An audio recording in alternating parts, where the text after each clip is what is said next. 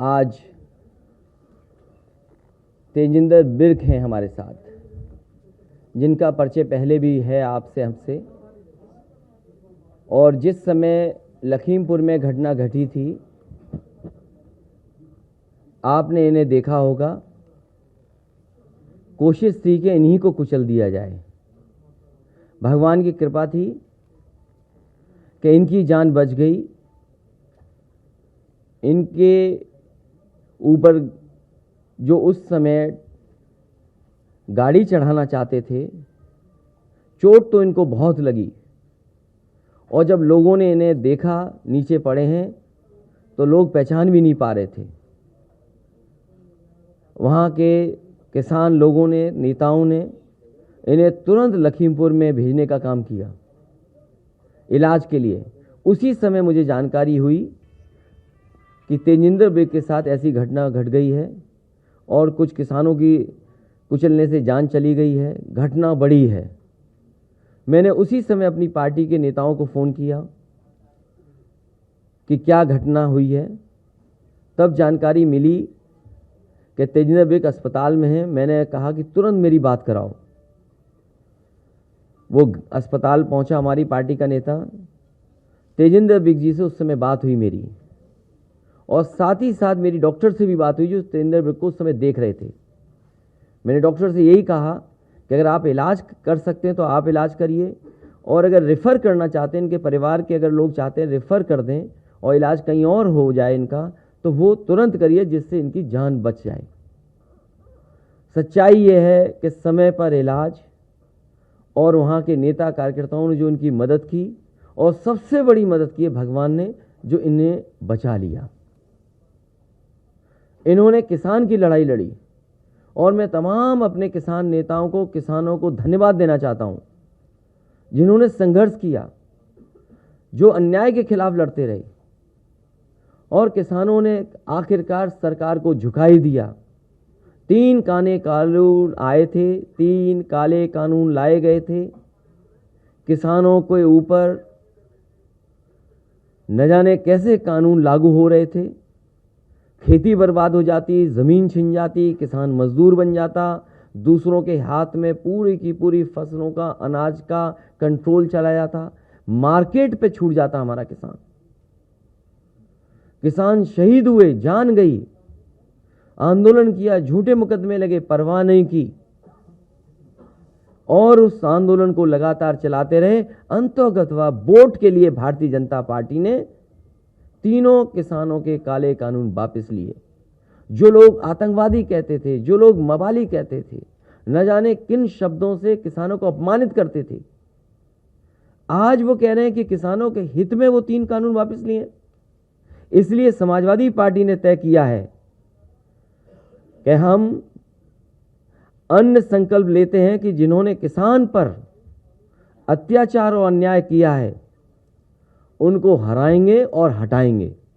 इसके लिए मैं कहूँगा कि तेजिंदर बिर्क जी हमें संकल्प दिलाएं, और तेजिंदर बिर्क के साथ साथ हम अपनी पार्टी के नेता, कार्यकर्ता, किसान भाइयों से कहेंगे कि संकल्प लें, अन्य संकल्प लें, और भारतीय जनता पार्टी को हराएं और हटाएं। हाँ, खड़े हो।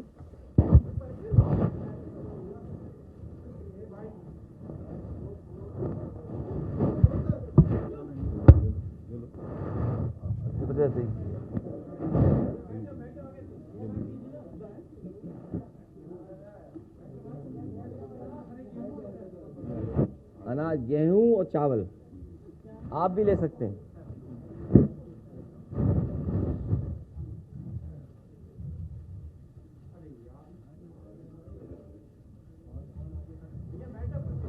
आई छोड़ो।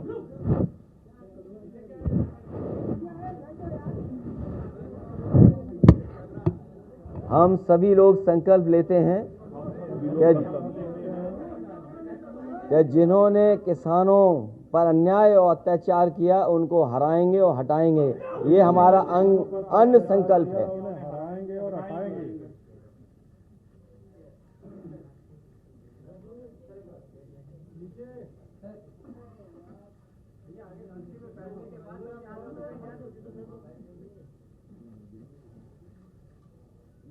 जय जवान जय किसान।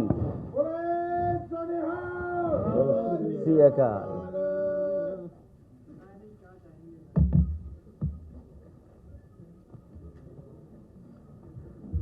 और इसके साथ साथ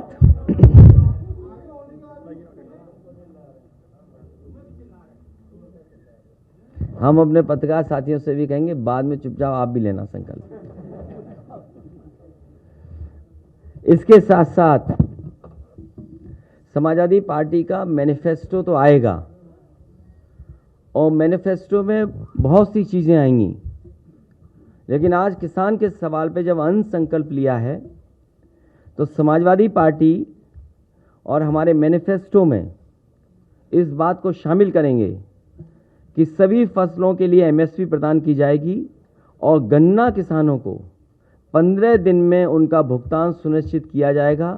इसके लिए फार्मर्स रिवॉल्विंग फंड भी अगर बनाना पड़ेगा, फार्मर्स रिवॉल्विंग फंड बनाने का काम करेंगे जिससे किसानों का भुगतान न रुके।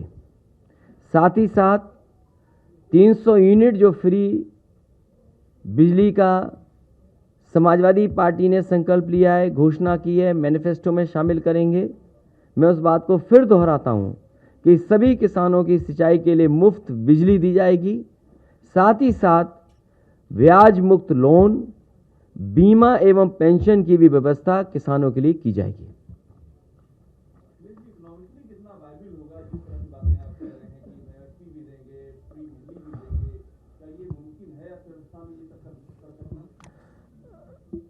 बहुत अच्छा सवाल इसलिए पूछा, कभी उनसे पूछिए जिन्होंने ये कहा कि $5 ट्रिलियन की इकोनॉमी कर देंगे और उसके बाद उत्तर प्रदेश के मुख्यमंत्री जी ने कहा कि हमारी भी इतने $1 ट्रिलियन की इकोनॉमी हो जाएगी। और जहाँ तक समाजवादी पार्टी का है, इसीलिए मैंने कहा कि हम मैनिफेस्टो में जब आपके सामने आएंगे उन तमाम बिंदुओं को रखेंगे जिनसे इन चीजों को पूरा किया जाएगा।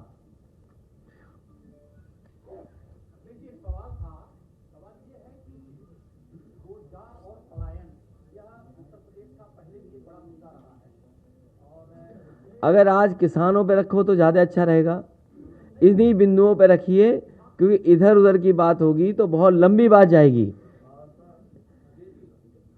समाजवादी पार्टी और हम अन्य संकल्प लेते हैं कि जिन्होंने किसानों पर अत्याचार और अन्याय किया है उस भाजपा को हराएंगे, हटाएंगे। हमारी अपील है कि किसान अन्नदाता भारतीय जनता पार्टी को हराएं, हटाएं। साथ ही साथ हम अपने तमाम लोगों से कहेंगे इस अन्य संकल्प को से जुड़ें और इस आंदोलन को, इस कार्यक्रम को, इस फैसले को आगे बढ़ाएं। वो भी पार्टी तय कर लेगी। अभी तक तो डिबेट उसी पे चल रही है टीवी।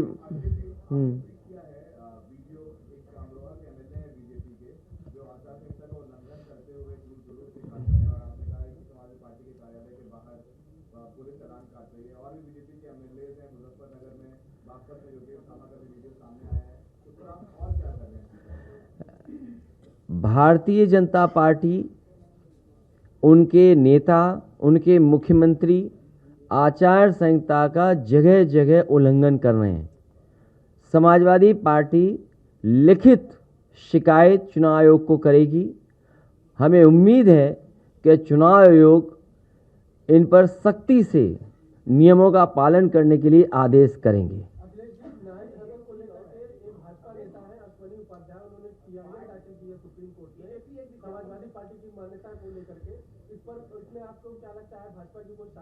आप भारतीय जनता पार्टी के मुद्दों पे न फंसिए, आप भी अन्य संकल्प लीजिए।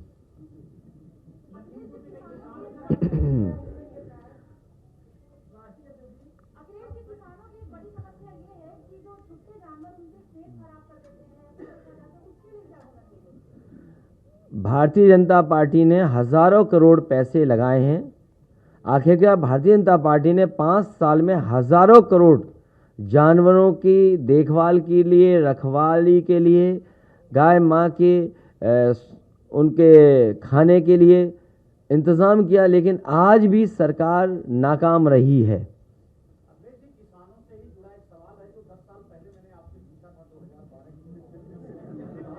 तो जवाब आपको भी याद नहीं होगा।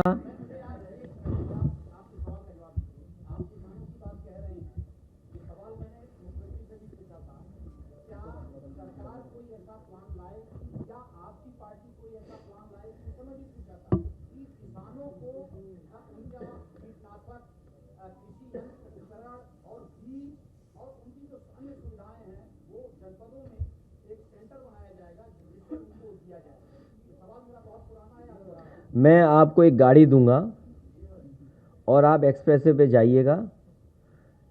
100 एकड़ में लगभग वो मंडी बन रही थी, जिसमें किसान आए, एक ही जगह उसे सुविधा मिल जाए, एक दो डिस्ट्रिक्ट के किसानों को वहीं सुविधा मिल जाए। आप ज़रूर देख करके आइए। और भारतीय जनता पार्टी जहां ये दावा कर रही थी कि 1 लाख करोड़ में एग्रीकल्चर इंफ्रास्ट्रक्चर को बेटर करेंगे, समाजवादी पार्टी जानना चाहेगी और उत्तर प्रदेश के किसान जानना चाहेंगे आखिरकार उस इंफ्रास्ट्रक्चर फंड में से उत्तर प्रदेश को कितना फंड मिला है।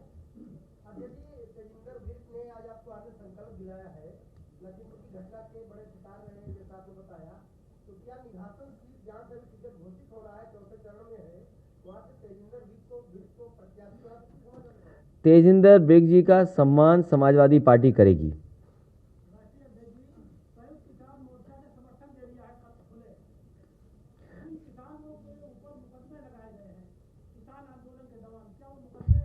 किसान आंदोलन के दौरान किसानों पर जो मुकदमे लगे हैं, उन मुकदमों को सभी वापस लिया जाएगा। जिन किसानों की जान गई है, शहीद हुए हैं, उन किसानों के परिवारों को 25 लाख रुपए सरकार बनने पर दिया जाएगा।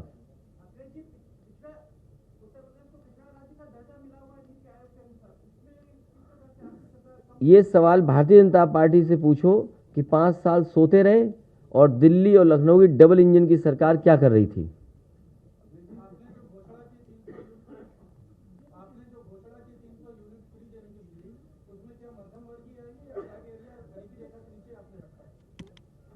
सभी वर्गों को प्राथमिकता पे गरीब मध्यम वर्ग को मिलेगा।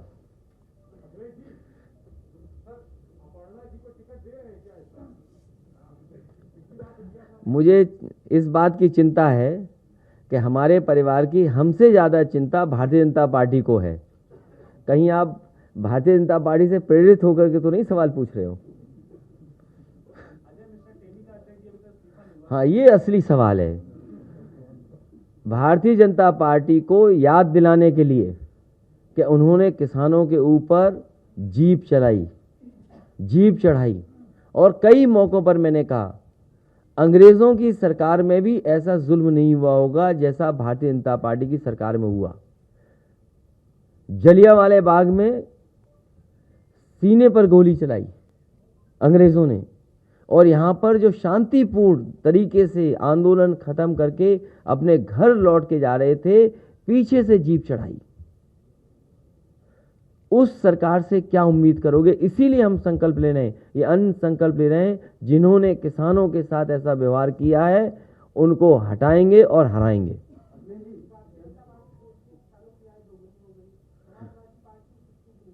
वो आपने ढंग से उनका संकल्प पत्र नहीं पढ़ा। भारतीय जनता पार्टी ने कहा कि 2022 आते हुए किसानों की आय दोगुनी हो जाएगी। मैं ये जानना चाहता हूं, तारीख बदलने से, साल बदलने से किसानों की आय दोगुनी कैसे हो जाएगी? जो सवाल इधर से पूछा गया था कि जब तक उसको सुविधाएं नहीं दोगे, जैसे बिजली सस्ती दे रहे से किसान को सिंचाई माफ कर रहे हैं, अभी और भी चीजें आएंगी, तब बीजेपी वाले पूछेंगे इतना फंड कहां से आएगा?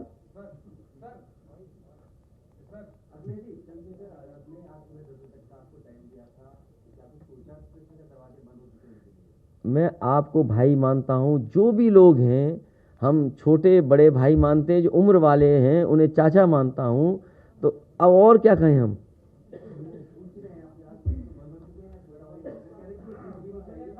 अरे मैंने आपसे कहा कि जो राजनीति है, और कल भी मैंने बात कही थी कि समाजवादी पार्टी ने त्याग किया अपनी गठबंधन के लोगों को सम्मान देने के लिए, साथ लाने के लिए। इस समय भारतीय जनता पार्टी को हराने के लिए जो भी त्याग करना चाहे त्याग करना चाहिए। समाजवादी पार्टी कर रही है त्याग।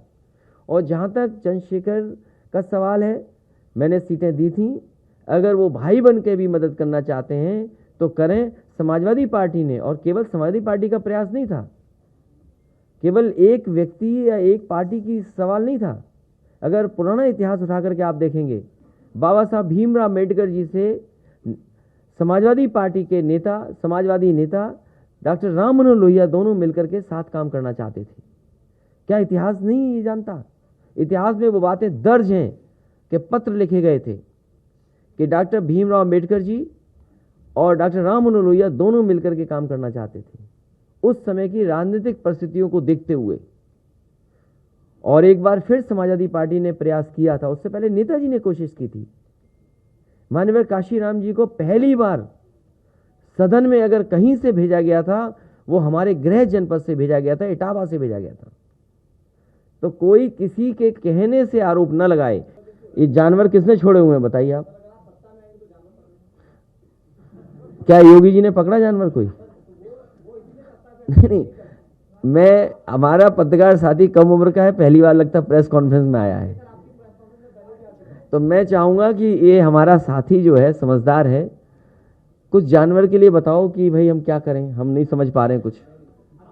हम अपने पत्रकार साथी से कहेंगे कि पत्रकार साथी कुछ सुझाव हमें दो कि जो सवाल आप कर रहे हो उस सवाल की समस्या और समाधान कैसे ढूंढें।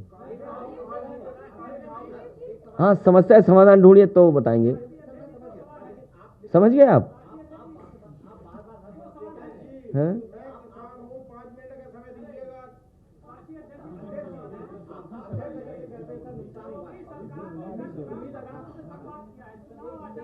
इनकी बात हो रहा तो भाई राजेश, इनकी बात सुरेश, सॉरी। हाँ,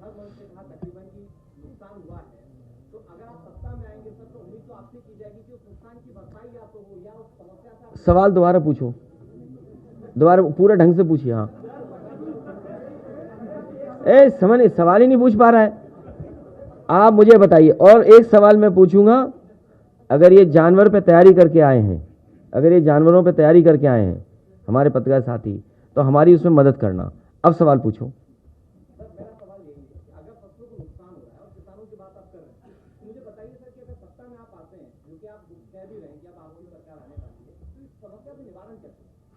मैं अपने पत्रकार साथी, जागरूक साथी से कहूंगा कि आप हमें कुछ सुझाव देना चाहे तो दे दें, हम उस सुझाव को जरूर शामिल करेंगे। और साथ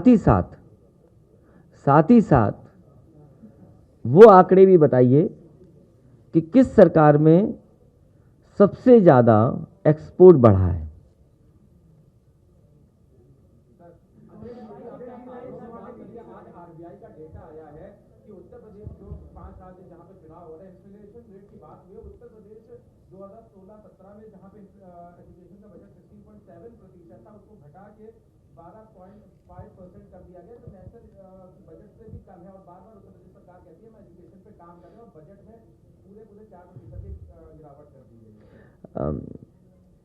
मुझे याद है कि उत्तर प्रदेश की सरकार ने 2 दिन सभी विधायकों को, कर्मचारियों को विधानसभा में जगाया था और उस समय इस बात की चर्चा की गई थी कि सस्टेनेबल गोल्स को कैसे अचीव किया जाए।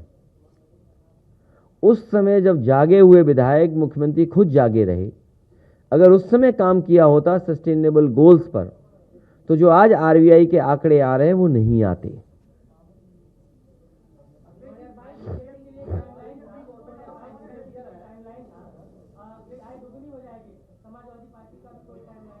समाजवादी पार्टी लगातार प्रयास करेगी और इस दिशा में जाएगी जिससे किसानों के घर परिवार में खुशहाली आए।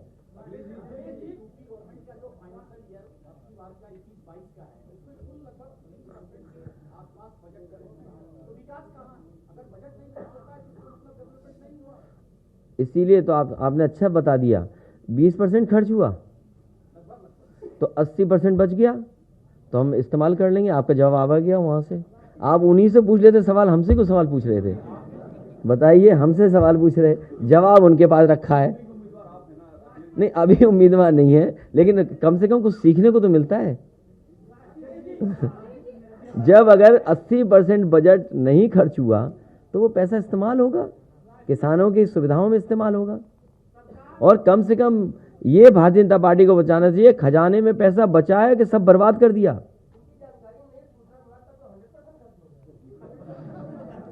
और मैं अपने पत्रकार साथी से कहूंगा कि जो सूचना विभाग का इतनी जल्दी झटपट खर्च हो गया, कहां कहां खर्च हो गया हमें भी तो बता दो।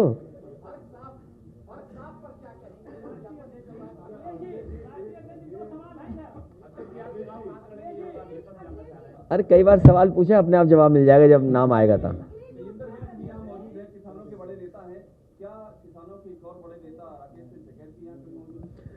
नहीं, मैं हमारे लिए तेजिंदर बिर्की बड़े नेता हैं। ये क्यों नहीं, वो भी नेता है। आप अगर बुलवा दो तो हम बुला लें उन्हें। अगर आपका संपर्क हो और आपके कहने से आ जाए तो हम बुला लेंगे यहाँ पर।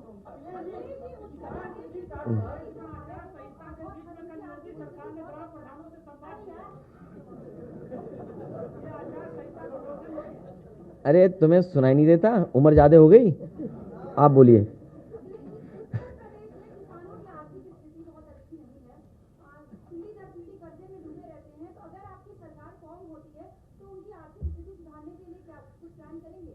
अभी सब कुछ नहीं बताया जाएगा, जब डिटेल में मैनिफेस्टो आएगा तो बहुत सी चीजों की जानकारी आपको होगी।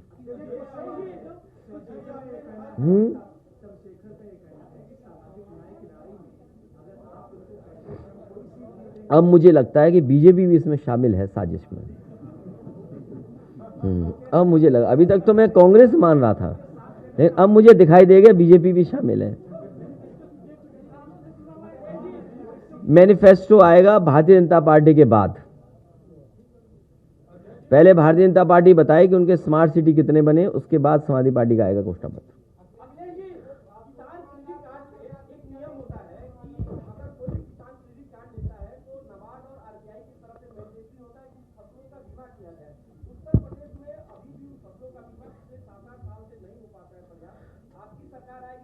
तो फसल बीमा की किस्त कौन देगा?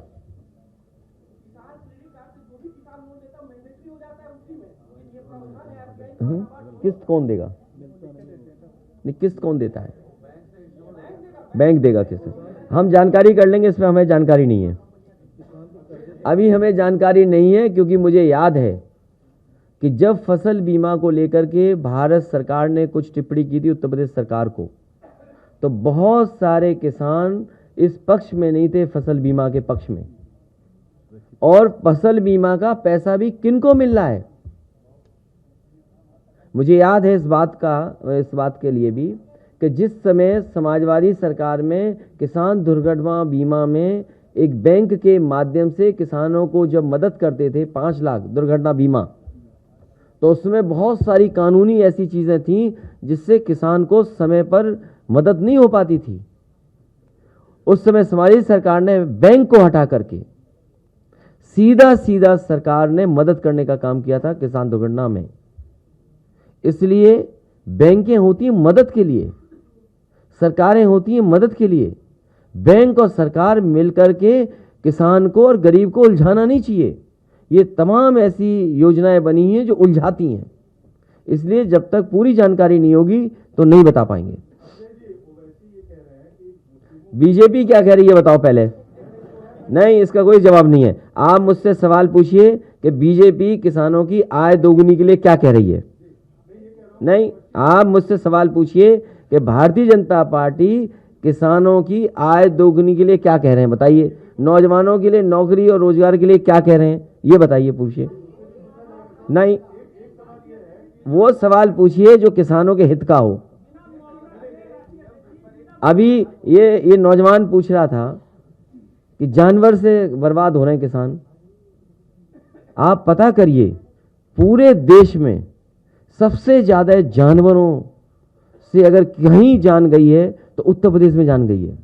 अगर आज भी अखबार आपने पढ़े होंगे, ध्यान से देखिएगा खबर, तो कहीं ना कहीं सांड ने किसी न किसी को मारा होगा। दाम बांधो नीति है, किताब दे देंगे, पढ़ लेना, लोहिया जी की। कोई आवेदन करेगा तो उसको दे देंगे। किस विधानसभा से हो आप? नहीं जीत पाओगे।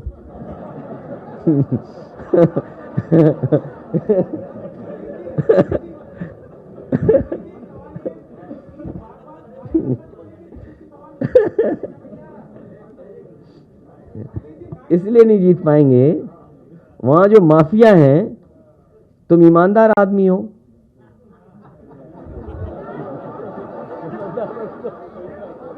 हैं? तो जो माफिया लोग हैं, जब तुम वोट की तारीख आएगी, जब वोट की तारीख आएगी, एक रात पहले वो माफिया जाएंगे घरों में, वो स्याही लगवा देंगे घरों में। कैसे जीत जाओगे आप? और आज तक उन पे कार्रवाई नहीं हुई, उन माफियाओं पे जिन्होंने समाजवादी पार्टी को हराने के लिए रात भर स्याही लगाई उंगलियों पर। ये था गुजरात मॉडल कि रात में ही स्याही लगा दो। क्रिकेट में तो अभी वो डीएमएससी फिर पिच बना दें कहीं ना कहीं किसी को खेलने के लिए, और आईपीएस फरार है। सोचिए, आईपीएस फरार है। ये जो बात कर रहे हैं दंगा, कानून व्यवस्था, ये जानबूझ करके किसान के मुद्दे से चुनाव हटाना चाहते हैं, क्योंकि इन्हें जवाब ना देना पड़े कि किसानों की आय दोगुनी कब होगी। इसीलिए हम समाजवादी लोग और किसानों से भी अपील करेंगे कि अन्न संकल्प लें और भारतीय जनता पार्टी को हराएं और उत्तर प्रदेश से हटाएं।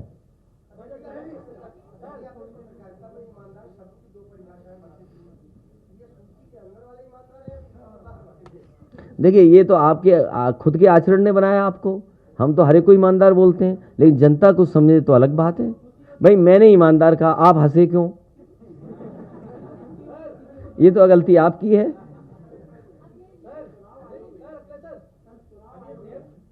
एक बार उधर ले सवाल। हाँ, नहीं, उसके पक्ष में नहीं है समाजवादी पार्टी।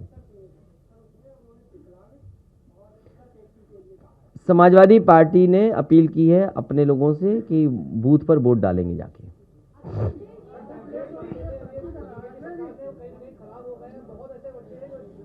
मैंने ये खबर पढ़ी है, मैंने अखबार में खबर पढ़ी है कि टैबलेट जो दी गई हैं वो चल नहीं रही हैं, और कुछ अखबारों में या किसी ने जानकारी ये भी दी है कि जिन स्पेसिफिकेशंस पे ये खरीदने चाहिए थे, उन स्पेसिफिकेशंस को ना लेकर के दूसरे स्पेसिफिकेशन के टैबलेट्स बांटे गए हैं। तो ये जांच का विषय है। अब कोई पत्रकार कहेगा जांच कब करोगे? ये जांच का विषय है, इसलिए ध्यान मत हटाइए, केवल अन्न संकल्प पे आप और हम रहें।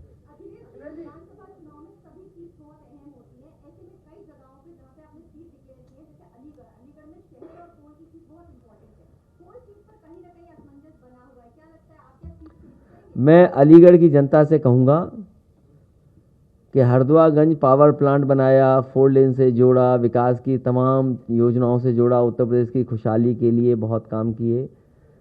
विधानसभा स्पेसिफिक इस बार विकास करेंगे हम लोग। अर्बनाइजेशन कैसे हो, क्योंकि दोनों विधानसभा वो हैं जो अर्बन है, थोड़ा रूरल पार्ट भी है, इतना इंपॉर्टेंट सेंटर, और वहाँ पर विकास की ज़रूरत भी है। इसलिए समाजवादी पार्टी की मदद करें, भारतीय जनता पार्टी झूठे लोगों को हटाएं, समाजवादी पार्टी के चुनाव चिन्ह साइकिल पर वोट दें।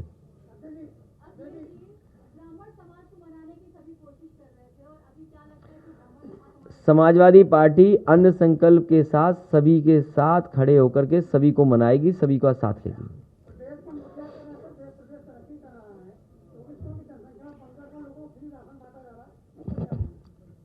ये राशन आगे भी बटे, इस भारतीय जनता पार्टी अपने घोषणा पत्र में लाई। भारतीय जनता पार्टी इस बात को घोषणा पत्र में लाए वो, लेकिन उनके घोषणा पत्र में जो आई हुई चीजें वो पूरी नहीं की, इसलिए झूठ भी लिख सकते हैं वो। समाजवादी पार्टी उनसे बेहतर व्यवस्था करने का काम केंद्र से भी सहयोग लेकर के कराएगी। जो व्यवस्था केंद्र से चल रही है, समाजवादी सरकार आएगी तो उससे भी बेहतर व्यवस्था राशन की गरीबों के लिए समाजवादी सरकार में होगी। और साथ ही साथ, क्योंकि न्यूट्रिशनल फूड होना चाहिए, न्यूट्रिशन हो उसमें, स्वास्थ्य के लिए बेहतर खाना हो, तो समाजवादी सरकार बनने पर बुंदेलखंड में जिस तरीके से घी दिया जाता था गरीब को, उस तरीके से घी भी दिया जाएगा। ये चुनाव में हमारा मैनिफेस्टो आएगा तो उसमें चीजें शामिल होंगी। लेकिन ये गरीब जान लें, आप लोग जान लें, ये व्यवस्था नवंबर तक थी, चुनाव आ गया तो मार्च तक कर दी। केंद्र सरकार को इस योजना को और उत्तर प्रदेश सरकार को योजना को आगे भी बढ़ाना चाहिए। समाजी सरकार बनेगी, इनसे बेहतर व्यवस्था लाने का काम करेंगे। लेकिन सवाल ये पूछना चाहिए, भारतीय जनता पार्टी के मुख्यमंत्री ये कहते हैं, जीन तक पहुंच जाते हैं, डीएनए और जीन में इनके कुछ है। हमने कभी नहीं कहा कि जीन में क्या है। कल या परसों अखबार में पढ़ा, मैंने फ्रंट पे था कि उत्तर प्रदेश के भारतीय जनता पार्टी के मुख्यमंत्री कह रहे जीन्स में ऐसा है उनके। हमारा यही निवेदन है मुख्यमंत्री जी से कि डीएनए आरएनए दोबारा पढ़ लें तो वो जानकारी होगी स्टेटमेंट क्या दे रहे हैं।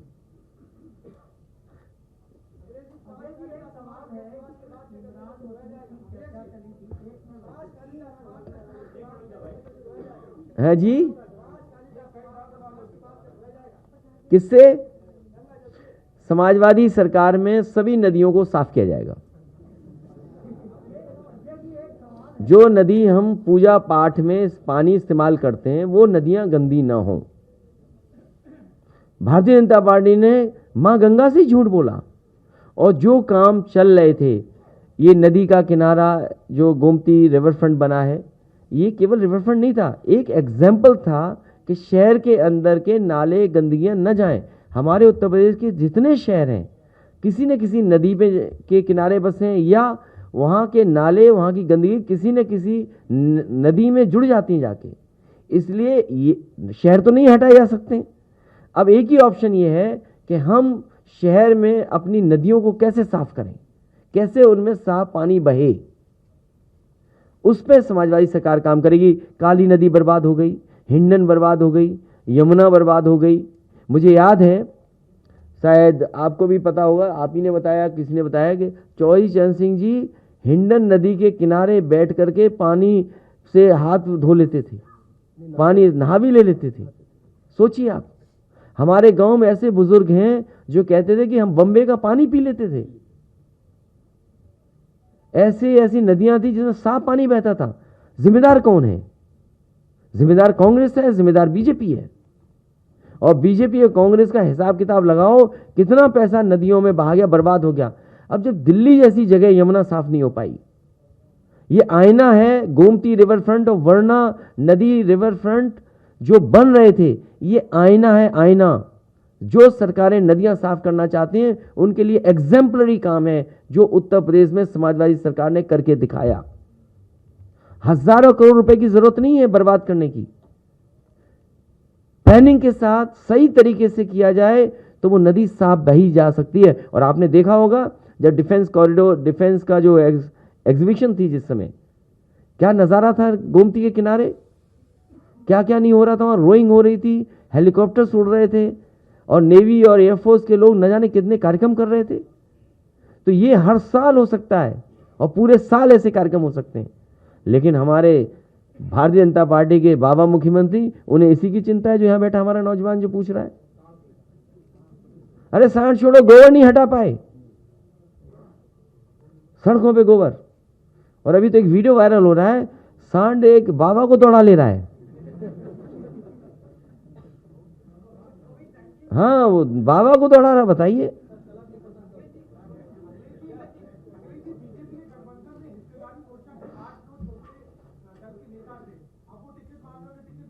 कौन? अरे बीजेपी की हमें चिंता नहीं है। बीजेपी न जाने कितने गठबंधन करेगी, कुछों से ऊपर हाथ मिलाएगी, कुछों से अंदर हाथ मिलाएगी। तो आप लोग उनकी न्यूज चलाओ, कुछ हमें फायदा हो। उनके स्टेटमेंट चलाइए कि उनसे क्या वादे किए गए थे, वादे पूरे नहीं हुए, चलवाइए आप न्यूज में। नहीं, हम तो सीट ही नहीं दे सकते अब किसी को। अब तो हमने ये भी कहा कि बीजेपी वाले अपनी टिकट बांट लें, हम किसी को नहीं लेंगे अब उनके। कहां पर? नहीं, अगर आपका संपर्क हो तो उनसे बात कर लीजिए। टिकट अभी घोषित, टिकट हम तुरंत दे देंगे उन्हें। मुझे याद है, आपको याद हो ना याद हो, जो बात मैं कह रहा हूं आप दोबारा रिकॉर्डिंग निकाल लेना, मैं जो बात कह रहा हूं। जिस समय मैं शपथ के कार्यक्रम में गया था, जो अभी मुख्यमंत्री जी उनके, मैंने अपनी आंखों से देखा था राधे मोहन सिंह जी को कोई जगह नहीं मिली थी बैठने के लिए। राधे मोहन अग्रवाल जी को, वो दाईं तरफ बेचारे अकेले खड़े थे जहां एक स्टेज बना हुआ था। उनका सबसे ज्यादा अपमान हुआ है, उनका सबसे ज्यादा अपमान हुआ है भारतीय जनता पार्टी की सरकार में।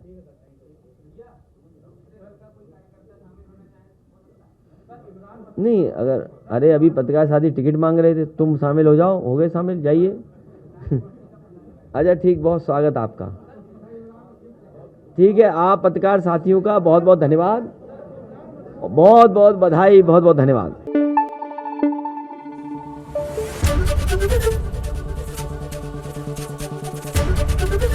एबीपी न्यूज आपको रखे आगे।